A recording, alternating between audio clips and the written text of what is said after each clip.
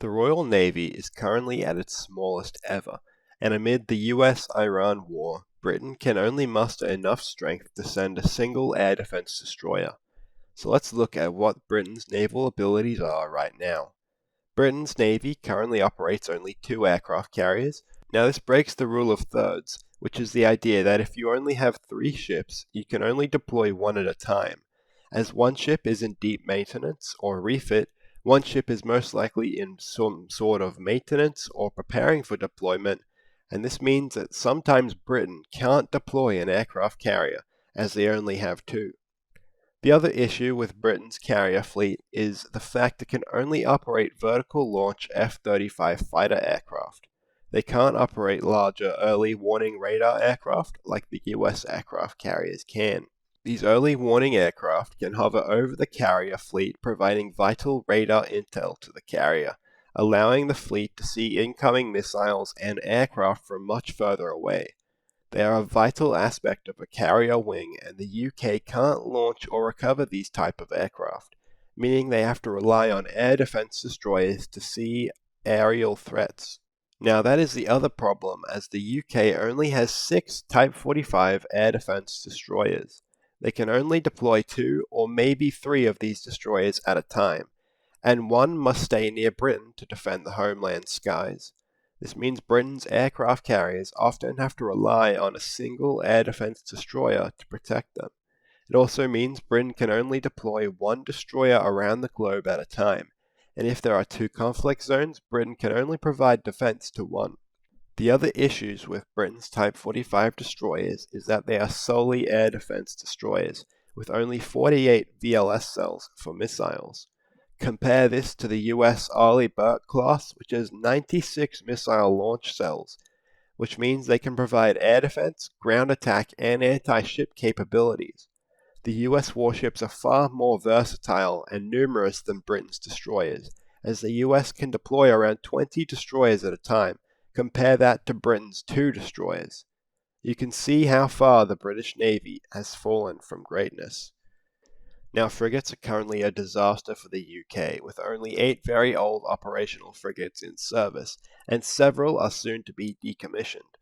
But there is hope for Britain's future frigate fleet, as 2 types of frigates are close to being in service.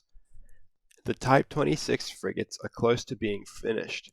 These are top-of-the-line frigates, and they will have incredible anti-submarine capabilities, matching that with a strong air defense and strike missile potential. These frigates will be a great acquisition for the Royal Navy. The only issue is that they'll only be acquiring 8 of these ships, meaning only 2 to 3 can be operational at a time. The other frigate is the Type 31 General Purpose frigate.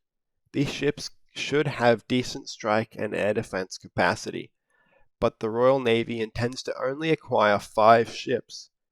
But there is possibly an option for another 5 more general-purpose frigates later on. Britain's submarine fleet is also lacking, with only 7 nuclear-powered attack submarines, which only have torpedo weaponry and no missile launch capacity. They also only have 4 old nuclear-powered ballistic missile submarines, which are the UK's only nuclear deterrence ability. These ships are being stretched thin, with subs often having to go over their normal deployment time due to the other boats being stuck in maintenance. And in a wartime scenario, if one of these is sunk, Britain could have no nuclear deterrent for some time. So the UK's Navy is at an all-time low. They have significant capability gaps, and it is stretched thin. This is how I would fix it with ship numbers and acquisition programs to make sure the UK can at least defend its home territory and provide global show of force and deterrence operations with 1 aircraft carrier strike group. We will start with Britain's current frigate program.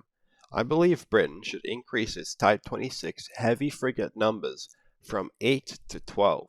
This would give the fleet extra escort and submarine hunting capabilities.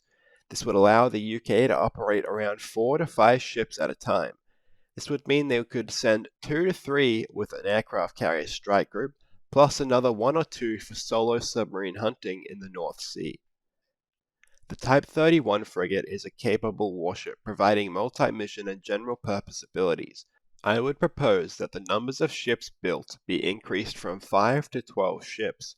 This would allow for 4 to 5 ships to be active at a time. This means that 2 to 3 can be used to boost aircraft carrier escort numbers, plus another 1 or 2 for global operations.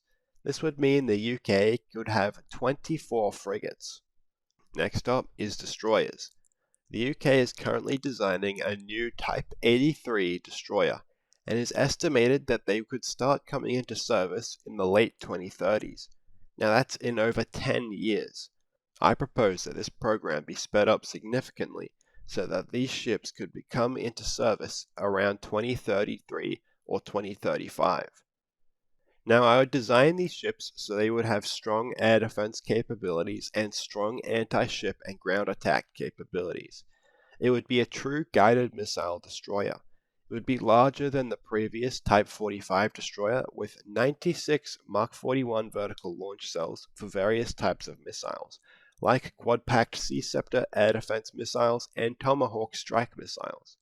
Now, I'd also design this ship so it could command the future optionally manned VLS ships. This is a goal for the design already. The goal would be to acquire 14 to 16 of these destroyers to provide aircraft carrier defense and strike operations. This number would allow for 4 to 6 ships to be deployed at a time. Another ship class the UK needs is an amphibious assault ship. I would design these ships to act as light aircraft carriers, providing a small number of F-35B fighter jets, plus helicopter operations.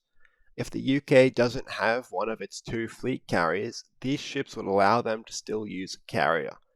I would get 3 of these ships so one is available at any time. They would be acquired through the early to mid 2030s. Now, after these 3 ships are built, the UK would construct a new class of fleet aircraft carriers.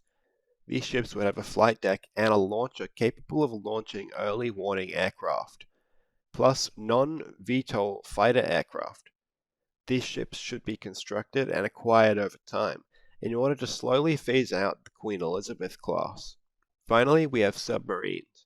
The Vanguard-class ballistic missile submarines will be replaced by the Dreadnought-class submarines. The UK is only going to build 4 ships, but because of the problems that stretched thin the Vanguard class, I think it would be best to acquire 6 Dreadnought-class ballistic missile submarines, so they could have a solid number ready for action, and the UK's nuclear deterrent wouldn't be at risk. Something that must be done is to build nuclear-powered submarines faster, as the build times for the Astute class have sometimes gone up to a whopping 10 years. This needs to be fixed in order to build more of the future AUKUS submarines and faster. I believe the UK needs to have at least 12 nuclear attack submarines with both torpedo launchers and vertical launch missile tubes. In order to do this, the UK would need to increase its submarine production rates so its subs would be built in half the time. The UK would need to invest significantly in its construction yards and possibly open a new yard. Now, this plan wouldn't be fully complete until the mid-2040s at least, so if the UK wants to seriously get back to being a global naval power, they need to put a plan like this into action soon. Anyway, that's my plan to save the Royal Navy. Thank you for watching.